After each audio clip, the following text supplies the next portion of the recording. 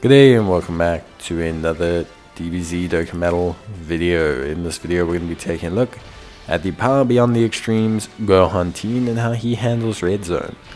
Now obviously this is TEQ Mr. Gohan. He looks great. I think his Easy A was really well done. Obviously a difficult unit to Easy A. The expectations were that he would come out busted. I think he has come out probably as busted as people assumed he could be made for the game, if that makes sense. And I think ultimately everyone's quite happy with his Easy A. Now in terms of Red Zone performance, we're obviously measuring him in a couple Red Zones. You know, we're doing Broly, Metal Cooler, Cell Max, Fusion Zamasu, we also do Kid Buu. And Gohan, most of the times, 99.99% is never really an issue. In fact, Gohan's never an issue. There are certain situations where I'll talk about how you probably want him to come out. Like, for example, against Fusion Zamasu, against Fusion Zamasu, Kid Buu, and I would probably say, yeah, that's about it. Those two fights specifically, you definitely want him to appear during their initial phases. It's not that he can't handle the second phases, it's just that if he, for example, floats in on the third turn for Kid Buu, where Kid Buu's already in int form, even if he has a 3% damage reduction, it's still just a very rough time for him. So you do need a little bit of that kind of, like, I want to say, build up for him. You need him to get that first 1 or 2 turns out the way for him to be like unkillable. He is still very good. There's just those 2 fights, I would say, where you just want him to have the ability to stack. With that being said, he does great regardless. You'll often see me, like in this video, transforming him into Mr. Gohan quite early on in fights like Fusion Zamasu, Kid Buu, for example. Now, this is more just to test the extent of his defense, but the thing is, like for Zamasu at least, it's actually not a bad call, because you get the additional offensive boost and the additional defensive boost. He's still great in every single way, shape or form, and when you transform him, it's more dependent on how the rest of your team is doing than how he is doing, because it just depends on if you have enough offense, you want that transformation. For me, overall, I think he's just excellent in pretty much every way. He's just the kind of unit you can build a great Red Zone attempt off of 99 times out of 100. You know, he doesn't have like caveats in his kit.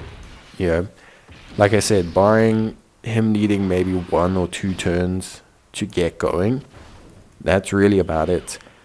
The Kid Buu fight, you probably don't want to transform him, because you actually need him to have that attack lowering that he has on his super attack. And, you know, that's something that really helps you out a lot in that fight. So, for me, you know, even with that considered, there's really minimal need to, like, transform Gohan. Transforming Gohan's for like finishing blows, wanting to like have that initial DPS first. Outside of adding a little bit of extra defense, there's not a huge incentive to transforming him super early on. The rest of your team is really more of the issue with Gohan than Gohan himself. One thing Gohan does lack is good links. There are very few units that can really encompass Gohan's link set really well. And so you can find a situation, if you're specifically trying to cater to Gohan, then you could struggle a little bit because of how his links are. Cold Judgment, Revival, All in the Family, Brainiacs, they're not super easy to get all of them lined up. However, with that being said, you don't actually need to cater to Gohan. I would argue the best strategy of using Gohan is to not cater to him at all, except that you're going to get maybe 1 or 2 crucial links. Maybe you can get All in the Family or something, and then just let him be. Let him do his thing. He'll naturally cover for himself quite well, and this allows you to rather focus on having second and third star units that kind of do their thing together. It sounds really, really bad to say, but Gohan is so consistently good that, catering to his links in that actually doesn't feel necessary. Of course, it makes Gohan go from being a 8.5, 9 out of 10 unit to being an 11 out of 10 unit if you do cater to his links. But the thing is, if you want to maybe run an effective team, you can skip that out. It's all up to you. So I think Gohan as a basis is fantastic.